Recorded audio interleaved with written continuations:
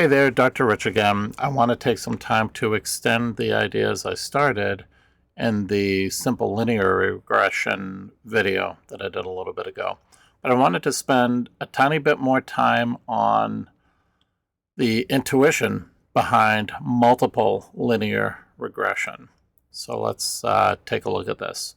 So the multiple linear regression will be used when you have multiple independent variables, or IVs, and a single dependent variable, or DV. And we'll look at this from the perspective of just out-of-the-box, straightforward, multiple regression.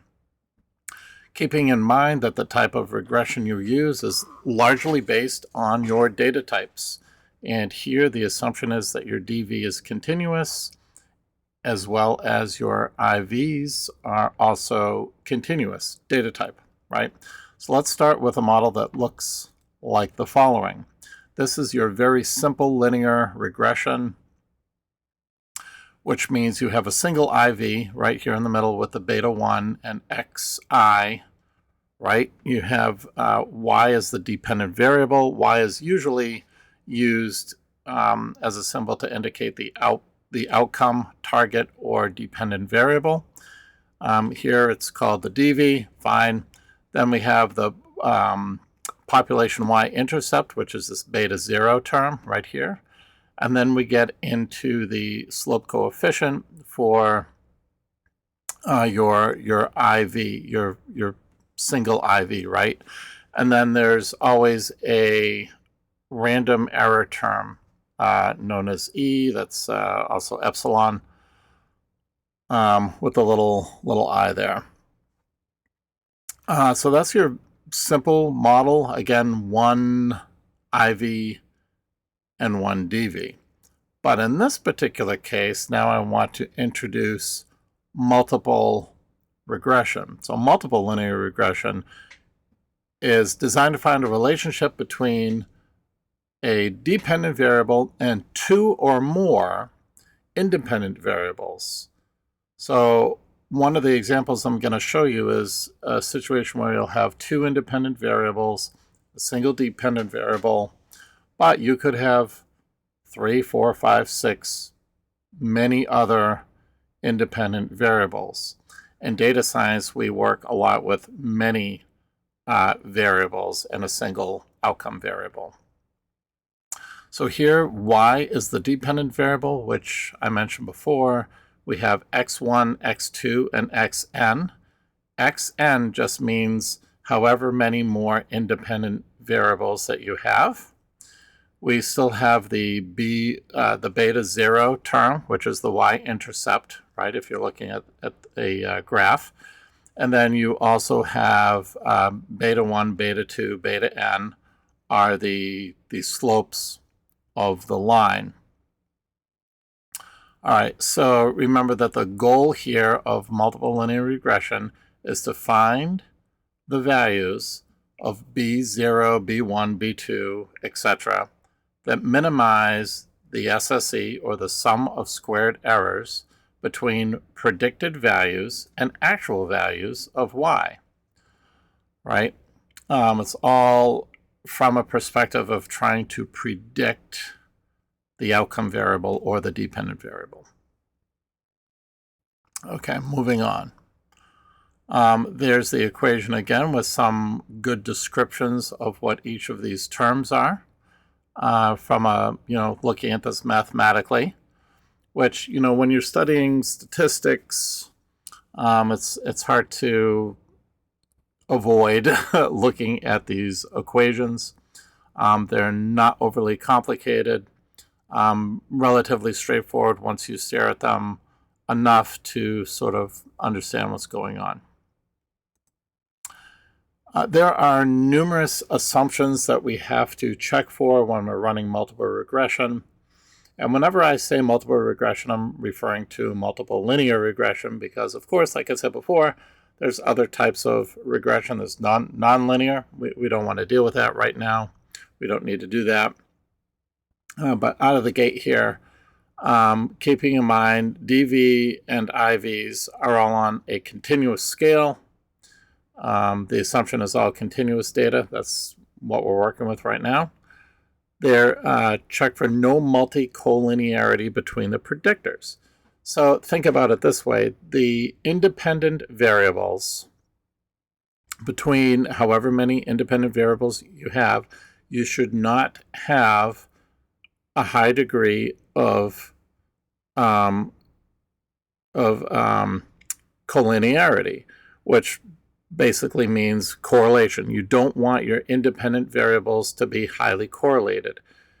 And why is that important? It's important because if they were highly correlated, you would really not be able to distinguish between your IVs, right? Be essentially too much confusion and trying to interpret the contribution of each independent variable to the dependent variable. So there's that. There's a quick check. You can do a correlations matrix to ascertain whether there's multicollinearity. Great.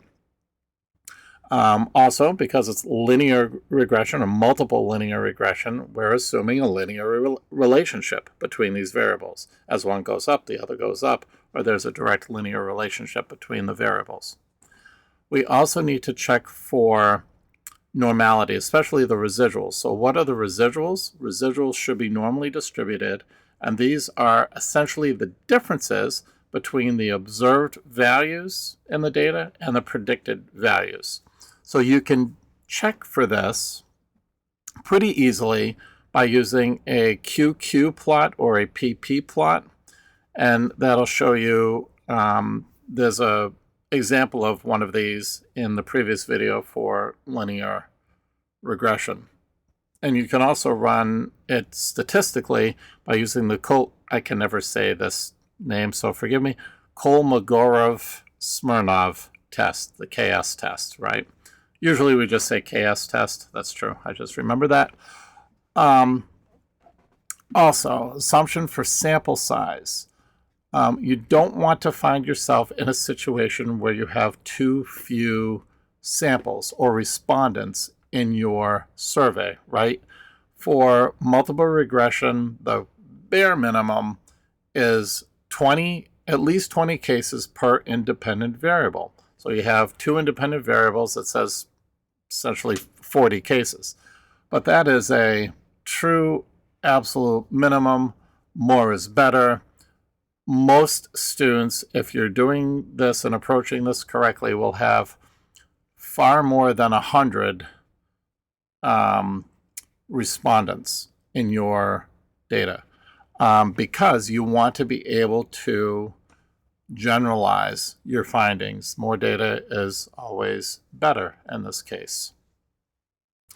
And try and shoot for making sure you get the minimum sample. And you can find your sample sizes by using GPower. That's the best software to use. It's very popular to use that out there. There's also research out there that shows you how to, using a formula, how to figure all that out too in terms of sample size. And just keep in mind, checking assumptions is absolutely critical for accurate model interpretation and ensuring the validity and reliability of your results. Let's look at the research questions now that will contribute to or sort of lend themselves to a multiple regression, right? There are certain phrases that will come up as you read dissertations and other papers. Certain phrases will come up that just lend themselves to multiple regression. One of which is if you see things like the extent to which a relationship exists between variables A and B and a dependent variable, Y. And again, we're considering Y to be the outcome, target, or dependent variable. All of these phrases are names for the exact same thing, depending on who you talk to. I have a very specific example for this using the same data I used for the simple linear regression. I believe in the simple linear regression, I use customer health score as the outcome variable, the dependent variable. And I used N participants, or the number of participants in webinars. This time I'm extending, right, to do multiple independent variables here. I'm still going to choose the number of participants in webinars, and I'm going to add to that the revenue from 2023, and basically ask, what is the extent to which 2023 revenue and number of participants in webinars are related to customer health score? Meaning, what's the extent to which these two independent variables contribute to my customer health score? That is really the question I'm asking here. So as you go through and read some of the research questions and so forth from quantitative dissertations, you may start to pick up on, hey, this research question or hypothesis is lending itself to a multiple regression. So next up, I'll take a super brief break, and then we'll take a look at this in SPSS. So hang tight.